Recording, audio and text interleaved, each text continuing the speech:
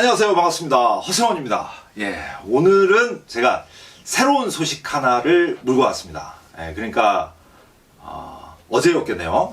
4월 28일 쇼핑명가 롯데가 새로운 통합 쇼핑 플랫폼 롯데오를 본격적으로 시작한다고 합니다. 근데 이게 왜 중요하냐?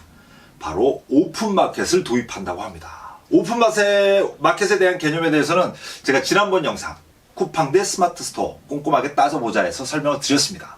자, 이제 일반 셀러들도 롯데라는 이 대형 유통 플랫폼에서 물건을 팔 수 있는 길이 열린 거죠. 근데 여러 가지 말 못할 사정이 있어요. 과연 그렇게 될까? 저는 아직 의심의 눈초리를 풀지 않고 있습니다. 자, 그럼 내용을 한번 자세히 살펴볼까요? 작년 12월 3일 한국경제신문에서 기사가 하나 나옵니다. 티몬 매물로 나왔다. 롯데의 인수타진. 근데 이게 양사에 확인을 해보니까 서로 사실무근이라고 이 손사래를 친 거죠. 그래도 이게 호사가들 입방아를 어떻게 막을 수가 있나요? 우리 민족이 어떤 민족입니까? 하루라도 이게 남의 말을 안 하면 입안에 가시가 돋는 민족 아닙니까? 아니 땐 굴뚝에 연기가 나나? 손만 잡았는데 아기가 생겼다고? 요런 식으로 계속 군부를 뗀 거죠. 그리고 한국경제신문에 보면 구체적인 금액도 제시가 되어 있더라고요. 티몬에서는요, 티몬의 가치를 무려 1조 7천억 정도로 보고 있다고 기사를 냈어요. 그중 80% 정도의 지분, 그러니까 한 1억 3,600억 정도가 매각가로 이렇게 딜을 추진하고 있다. 뭐 이런 식으로 기사가 난 거죠. 근데 사실이 아니라고 탁 잡아뗍니다.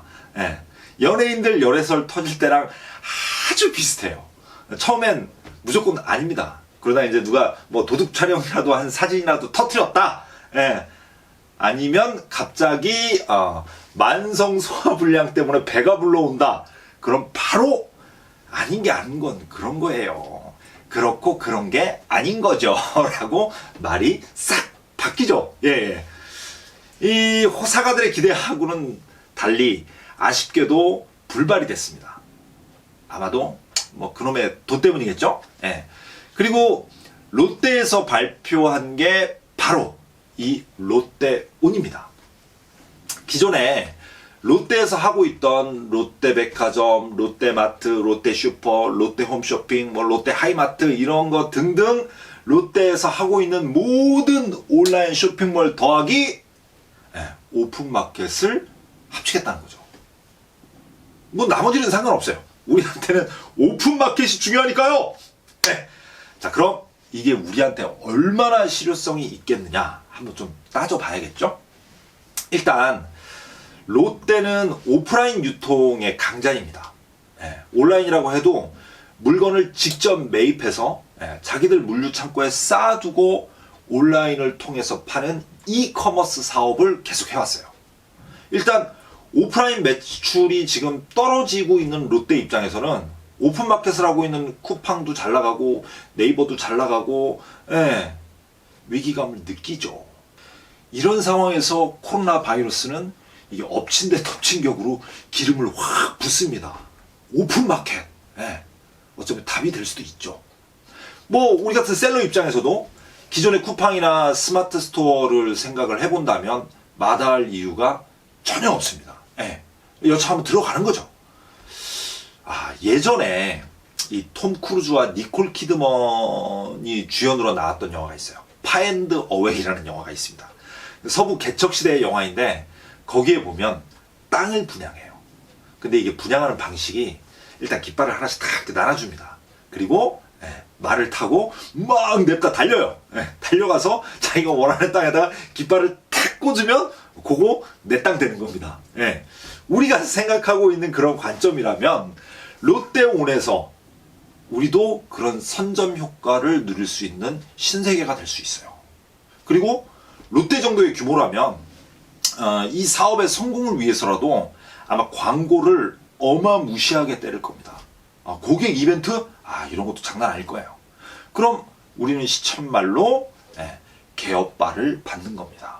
거기다가 많은 셀러를 입점을 시키려고 수수료도 조금 낮게 책정을 할 것 같아요.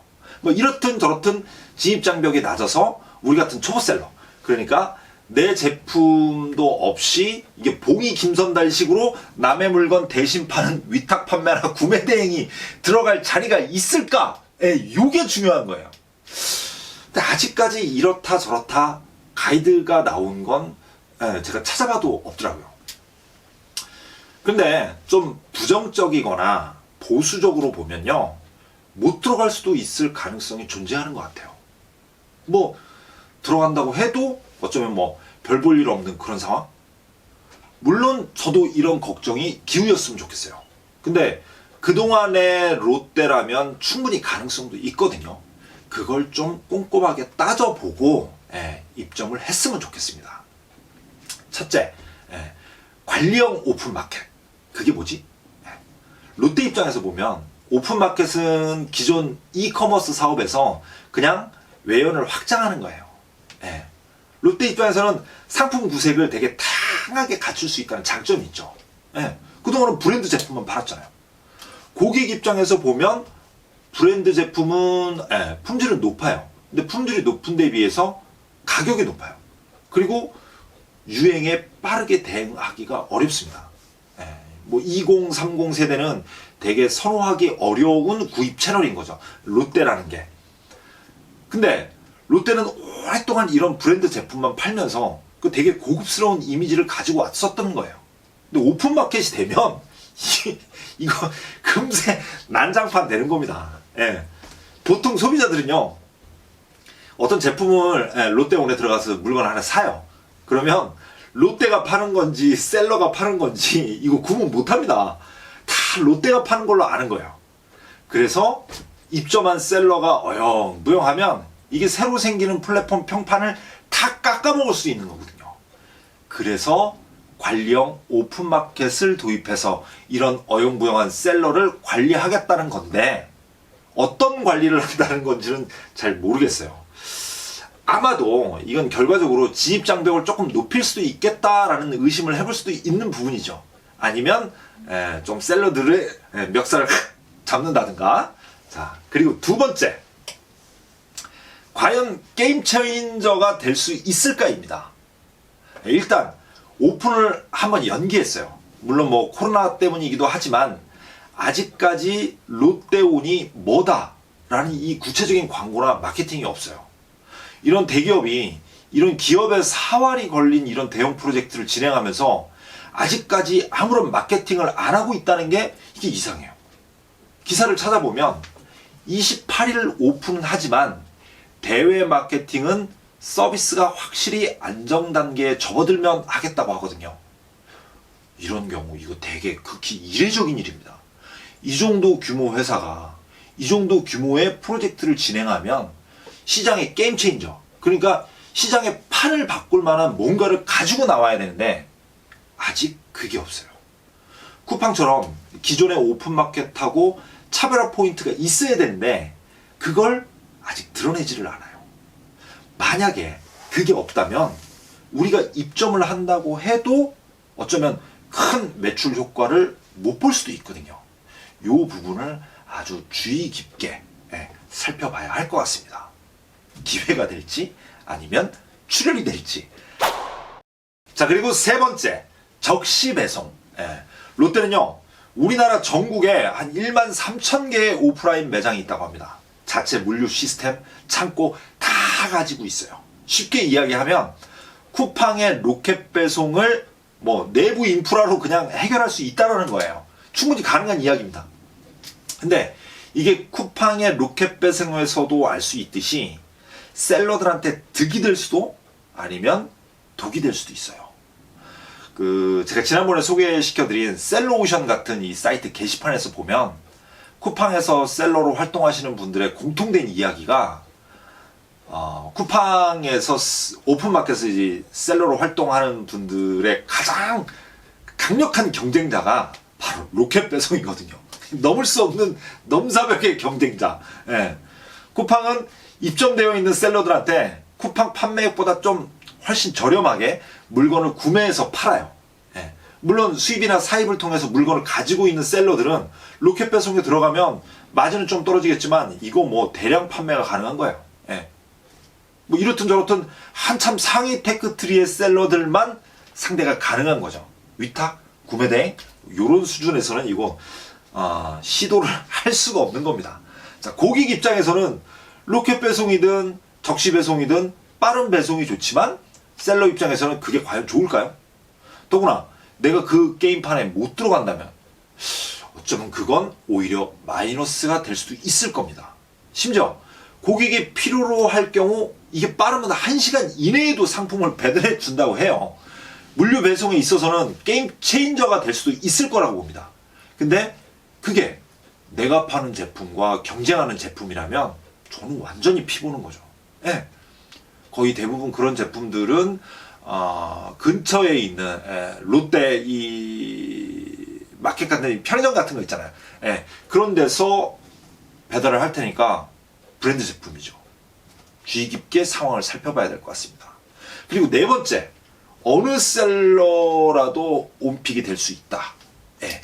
요건 스마트 스토어의 최상단 노출, 쿠팡의 위너와 같은 개념인 것 같아요.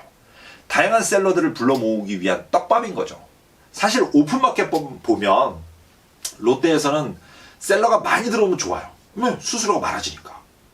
온픽 아이템이 어떤 방식으로 작동할지는 모르겠지만 요거 약육강식의 법칙이 더 고도화되고 강화될 거라는 건 우리의 경험을 통해서 다 알 수 있는 부분입니다.